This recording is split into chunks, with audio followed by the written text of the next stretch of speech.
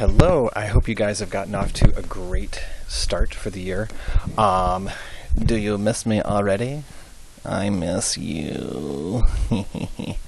I know that this is a very imperfect way of tackling the material, but this is the best that we can do given the fact that, I am on paternity leave. And I'm hoping that these videos will actually help you guys in the long run in terms of just reviewing periodically throughout the year. I think I'm just going to leave them up on Blackboard throughout the course of the year. So, before we dive into the text, I did want to point out some notations that I'm going to use here at the bottom. Unfortunately, I cannot use the Promethean pen while making these videos. It's a long story, but it just won't work. So instead, what I've decided to do is actually use color, believe it or not, to try and indicate different things. So if you'll notice this, yellowish color, that's how I'm going to highlight words that are verbs. Any subject, any nominative word, I'm going to try and highlight in this, orangey color, or as my wife said, salmon. Which is a fish, but whatever. And then words that are direct objects, not necessarily all accusative words, but words that are direct objects will be in this sort of bluish color. And then whatever color this is, I have no idea. I just know exactly where it is over here on second row, far right. That is going to be the ablative color, just because so many words in Latin are ablative. I'll mark clauses with brackets, which you guys will remember from last year, and I will underline prepositional phrases. So without further ado, let's just dive right into it. Here it is, Caesar's introduction to his entire work. His entire work, of course, was meant to be a diary for future historians to write a history of his conquest of Gaul. But, he did such an interesting job writing it that the historians just sort of took his word for it and didn't bother to write an independent history of it. So, is there a lot of propaganda in this? This, of course, there is. But there are other times when Caesar is actually quite critical of Romans and is a little bit more even-handed than we would think. So, I hope to have lots of interesting discussions with you in terms of analysis when I return. But hey, unfortunately, we can't really do that long distance. So let's just try and dive in and see what the Latin itself says. So the first thing I always want you to do when encountering any real Latin is to read it aloud at least twice. And what are you doing? You're paying attention to the endings of the words, trying to figure out, how does this sentence structure work? Do I see clauses? Do I see prepositional phrases? What kinds of, do I see lots of proper nouns? I mean, what exactly is going on here? And then only after you read through that and kind of figure out how the sentence is structured should you really start to look at the vocabulary words and try and formulate a translation. So I'm going to model this. It might be a little painful at first. I promise you that the videos will get shorter over time because you guys will get more fluent and used to Caesar's style. But at first, it might feel like I'm really, really, really going slowly. That's because I just want you guys to see how I'm approaching it and use the strategies on your own. Okay, so read along with me, or say it out loud. Gallia est omnis divisa in partes tres, quarum unam incolunt Belgae, aliam Aquitani, tertiam qui ipsorum lingua Celtae, nostra Galli appellantur. Once again, Gallia est omnis divisa in partes tres, quarum unam incolunt Belgae, aliam Aquitani, tertiam qui ipsorum lingua Celtae, nostra Galli appellantur. Okay, so where to start? Well, let's start with say a clause, because usually when we mark our clauses, whatever is left outside of the clause, of course, is the independent thought that's being expressed in the sentence. So words that introduce clauses are words, forms of qui, quae, quod, for example, cum, meaning when, dum, which means while, other words like ubi and postquam, quod, which sometimes means because.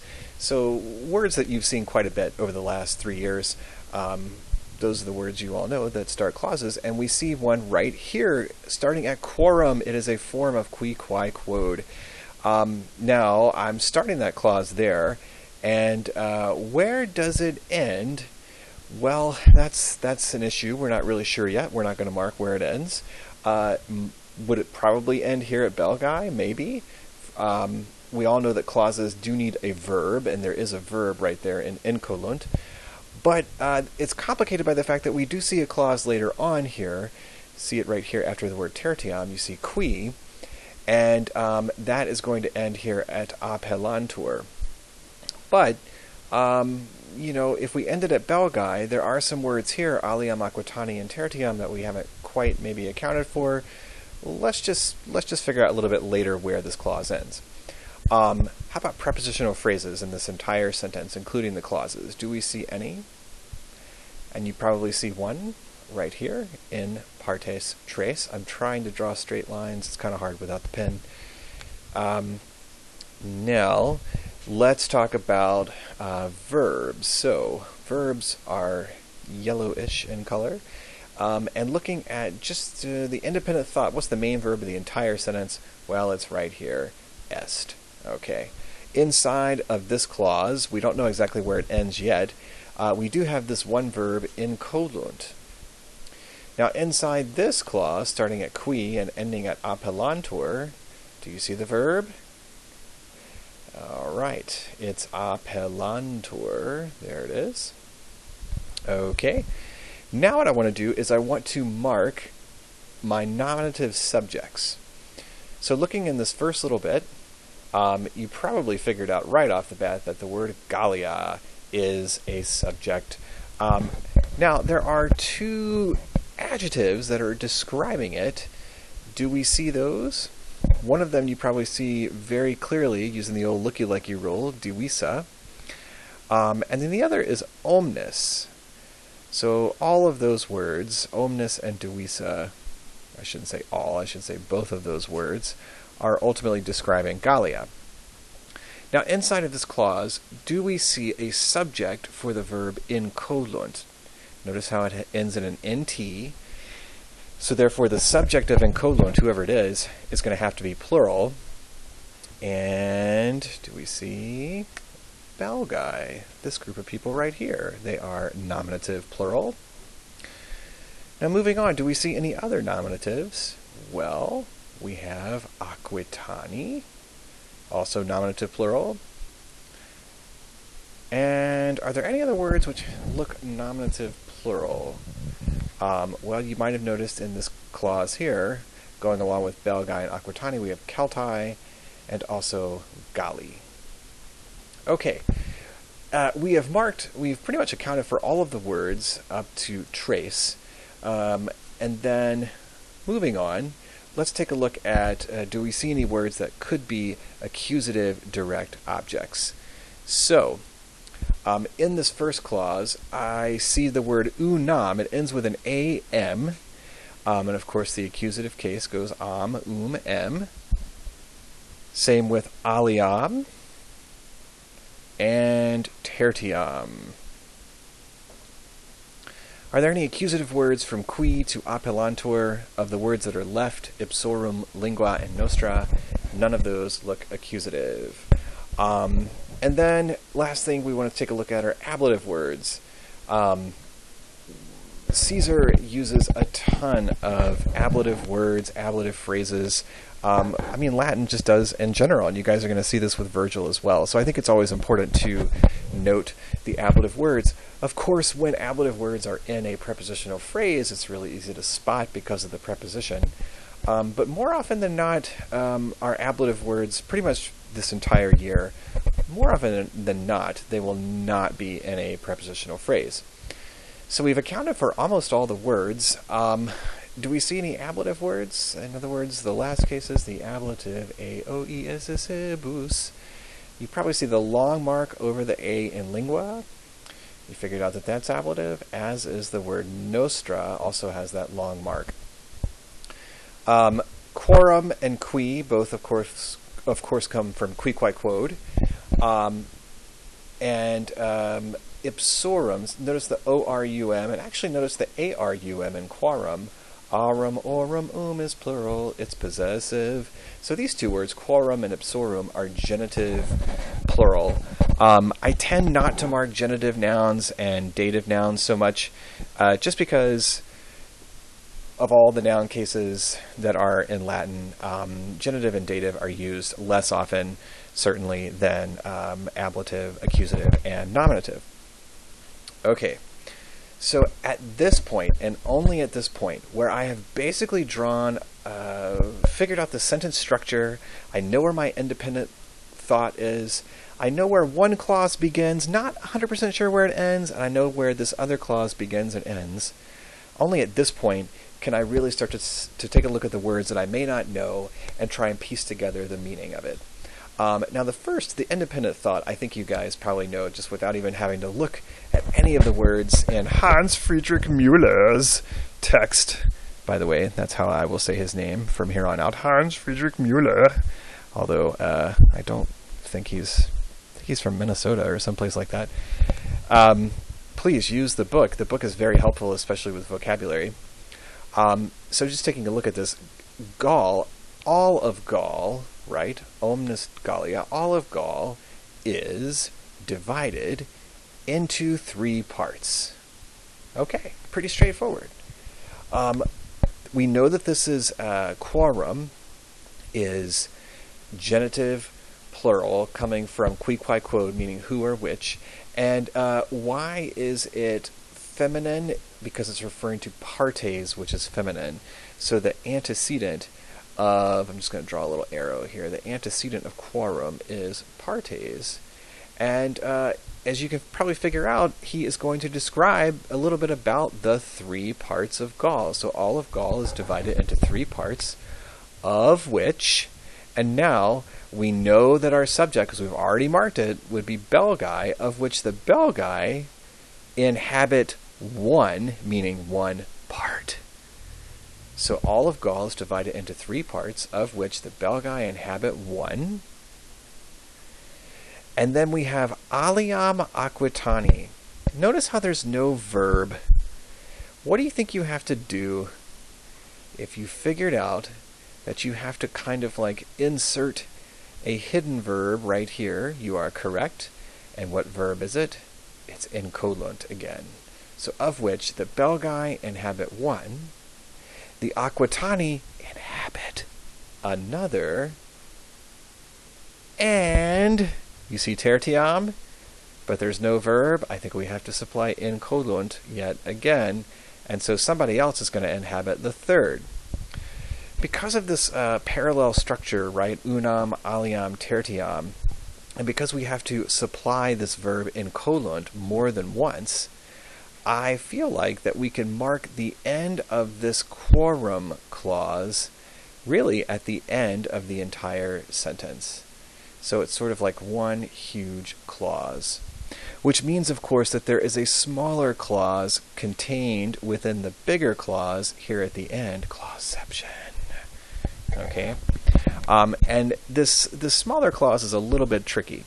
So let's back up. All of Gaul is divided into 3 parts, of which the Belgae inhabit 1, the Aquitani inhabit another, and qui, that means who, and we have to supply the word those or they, something like that. They, who, appellantur, are called Celts, and then lingua, there's no preposition in front of it. We know it's ablative, so we have to use by, with, from, and on. Those who are called Celts by the language of they themselves, meaning by their own language, and are called Gauls nostra, by our language, inhabit the third.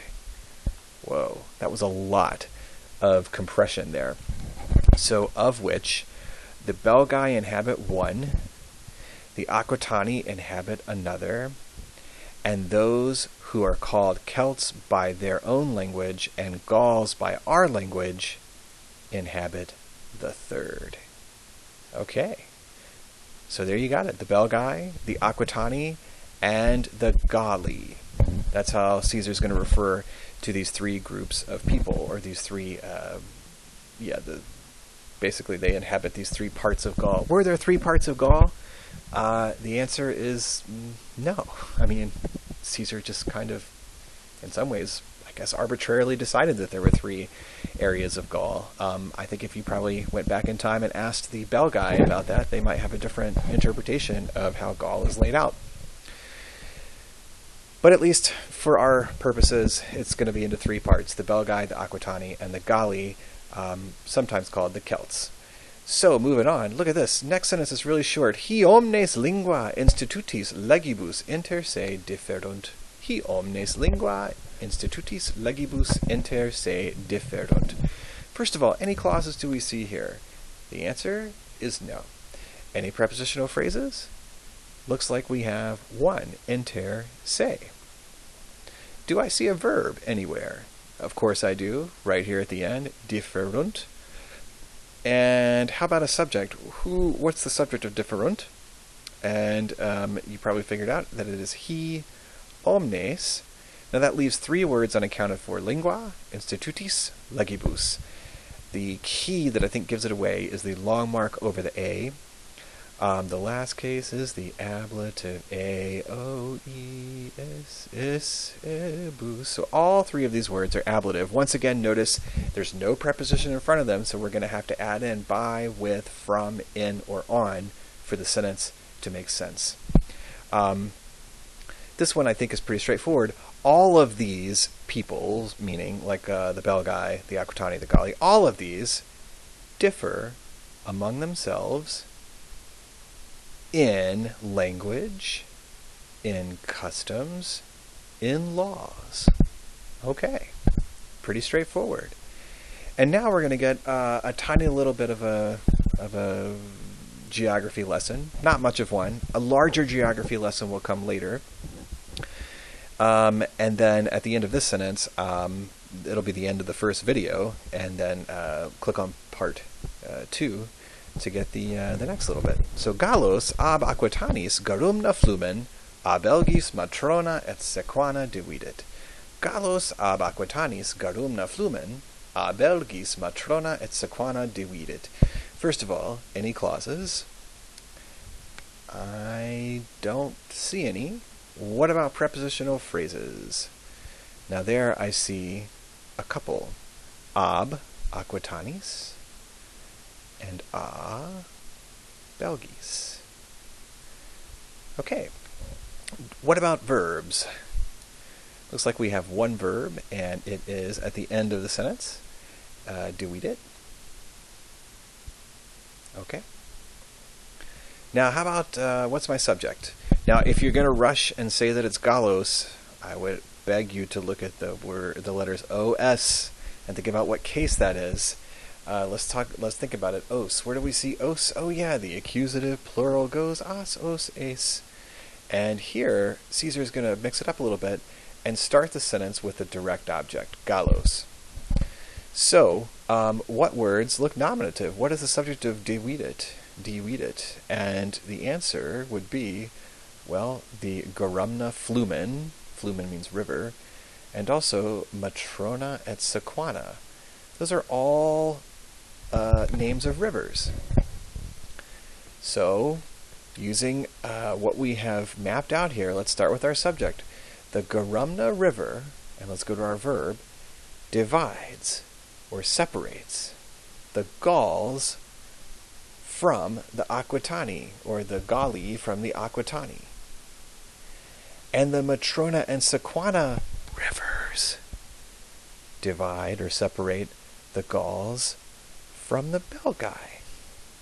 All right? So the Garumna River separates the Galli from the Aquitani, and the Matrona and Sequana rivers separate the Galli from the Belgae.